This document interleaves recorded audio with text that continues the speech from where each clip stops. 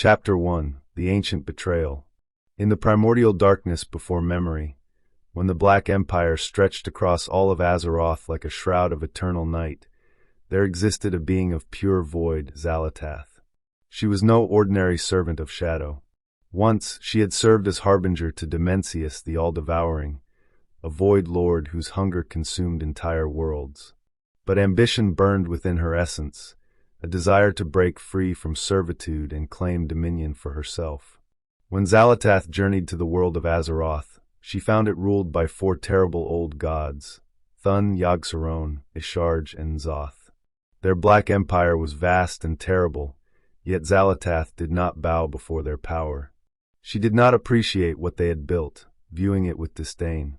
After Zoth completed the construction of his dark city near Xal'atath, Xalatath saw her moment. She launched a surprise attack against him, seeking to overthrow the old god's dominion. But the old gods were not so easily conquered. Zoth rallied his brethren, and together the 4 ancient beings overwhelmed the harbinger. For her treachery, they crafted a terrible prison, a dagger forged from the very essence of their empire, called the Blade of the Black Empire. Some whispered it was carved from Isharge's own claw, while others claimed it held the remains of a forgotten 5th old god consumed by its kin. As they sealed her within the blade, Isharge taunted her. She would only be able to watch as this world gained untold powers, never able to claim it for herself. But Xal'atath merely whispered back through the darkness. The game, she said, had only just begun. She had an eternity to play. Chapter 2: The Whispers Through Time. Millennia passed like shadows across stone. The blade of the Black Empire passed through many hands, and wherever it went, darkness followed. Each wielder believed themselves master of the blade, never realizing the blade's prisoner was slowly bending them to her will. The jungle troll Zondu used the dagger to resurrect Kith 9, a terrible general of the Thraxi.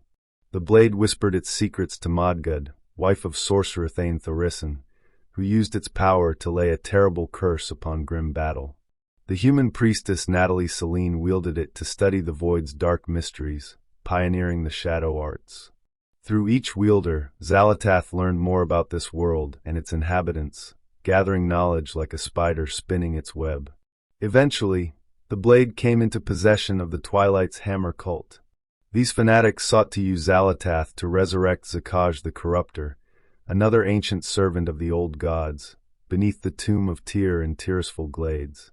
But their ritual was interrupted by a high priest of the Netherlight Temple, who claimed the blade for themselves. Chapter 3: The Legion's Shadow.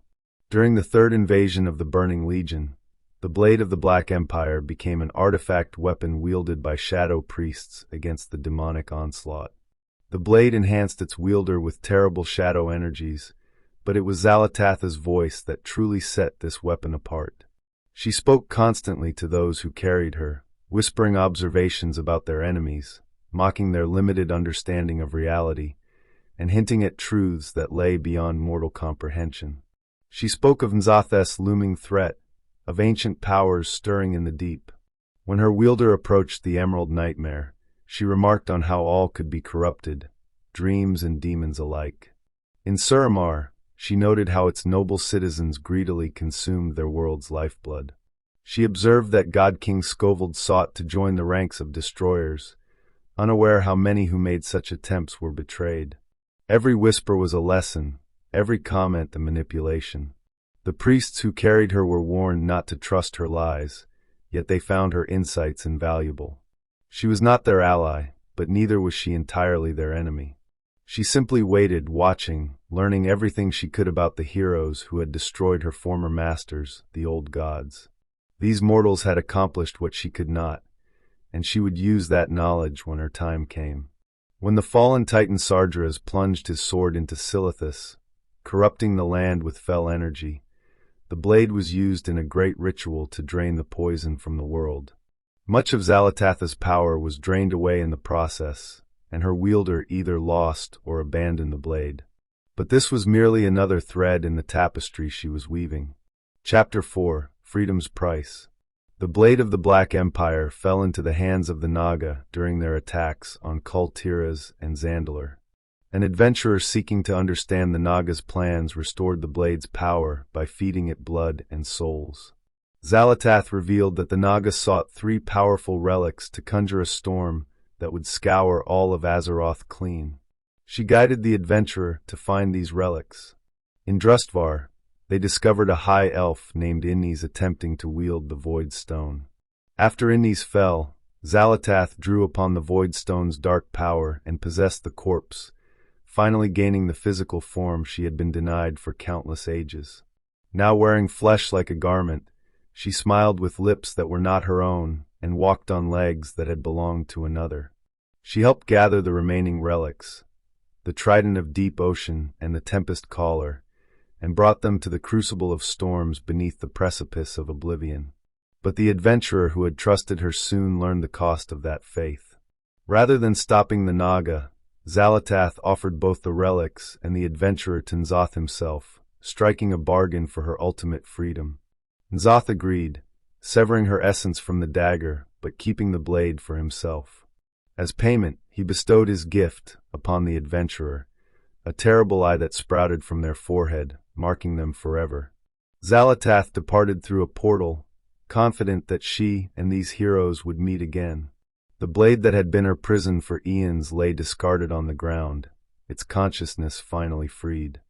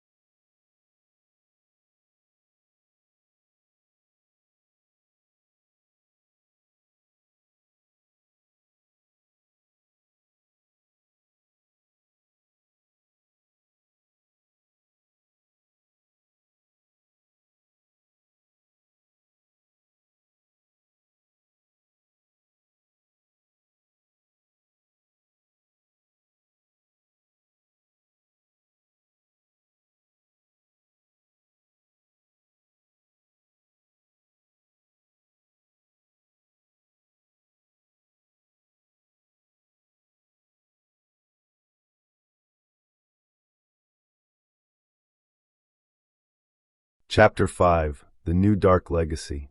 Free at last, Xal'atath observed as the heroes of Azeroth destroyed N'Zoth and the last remnants of the old god's power. She watched it all, how mortals had torn down the Black Empire, how they had triumphed where she had failed.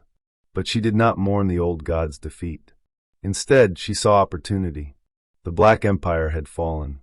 The old gods were dead.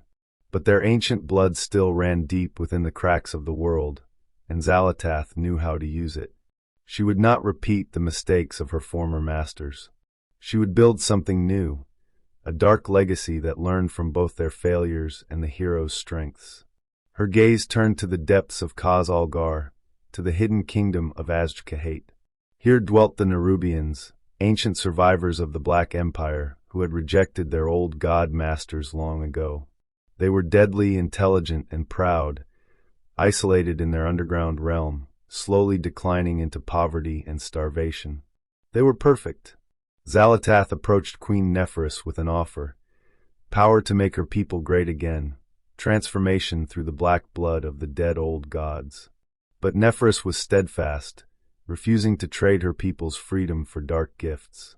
She did not know that Xal'atath had also reached out to her daughter, Princess Ancharek. Chapter 6: The Threads of Destiny. Ancharek questioned her mother's choices. Freedom had not brought greatness, only slow decay. When Xal'atath crawled from void goop before the princess, flashing knowing smiles and whispering promises of renewed glory, Ancharek listened. The Harbinger offered everything the young princess desired: power, evolution, a return to the days when Nerubians were feared across Azeroth. In exchange for this gift, all Xal'atath asked was loyalty. Princess Ancharek accepted the bargain, and, in a moment that would echo through the depths forever, she plunged a blade into her mother's back and seized the throne of Azj-Kahet for herself. Neferus, believed dead by most, was kept alive and transformed into the First Ascended, a mockery of what she had stood against, a monument to her daughter's betrayal. Through a dark alchemical process, Xal'atath provided the knowledge to evolve chosen Nerubians into paragons of their race. Queen Ancherek embraced these modifications with enthusiasm, eagerly offering up her armies to achieve the Harbinger's schemes. The Nerubians were enhanced, made more vicious and terrible, transformed by the black blood into living weapons. Yet not all Nerubians shared their queen's enthusiasm. In the shadows, resistance forces moved against Ancherek and Xalatath, working to save their people from this dark fate. The kingdom split between those who embraced the Void's gifts and those who remembered the cost of serving dark masters. Under Xalatath's direction, the Nerubians of Azj-Kahet launched aggressive campaigns against the Earthy of Hallowfall, seeking to establish dominion over the surface world. In the Narabayar Palace, they harvested the black blood, preparing for the day when Xalatath's grand design would be revealed. Chapter 7: The Harbinger's Game. Xalatath's ambitions extended far beyond the Nerubians. She moved through the shadows of Azeroth, her form shifting as needed, her voice whispering to those who might serve her purposes. She swayed High Speaker Eirik and Stormguard Gorin with promises of power. She conspired with the former trade prince Jaster Gallywix to repair the Dark Heart, an artifact of terrible potential. Throughout the War Within campaign, Xalatath proved herself a master manipulator. She orchestrated the destruction of Dalaran, starting a war in Khaz-Algar. She battled for control of the Dark Heart, understanding its power to reshape reality itself. When she journeyed to Koresh, the destroyed homeworld of the Ethereals, she confronted her former master Dimensius alongside unlikely allies, using even heroes of Azeroth as pieces in her greater game. To shadow priests who had once wielded her as a blade, she had special words. These mortals who had carried her, listened to her whispers, and thought they controlled her, she remembered them. Her words to them held a knowing quality, an acknowledgement of their shared history. They had been useful once. Perhaps they would be again. Epilogue: The Eternal Game. Recent revelations have shown Xalatath's true nature more clearly.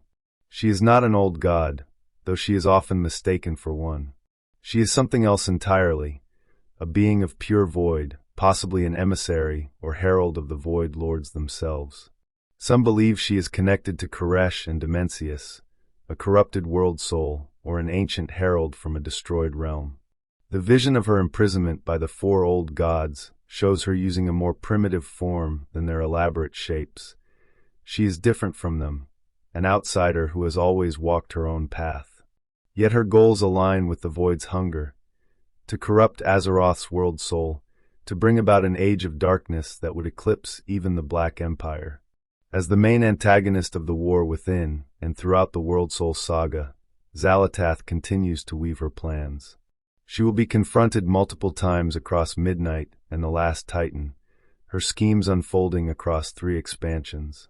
She is patient, having waited eons already. She understands her enemies better than they understand themselves, having watched them, listened to them, learned from them. Her message to Azeroth echoes with dark truth. Mortals cling to hollow faith, revel in power that cannot withstand what is to come, convince themselves their deeds matter. But deep down, they know that when all illusions are burned away, all that remains is fury. Xalatath plays the longest game of all. She is the harbinger of a new era, the voice that whispers in the dark, the shadow that cannot be banished by light. And her game, as she said so long ago when the old gods imprisoned her, has only just begun.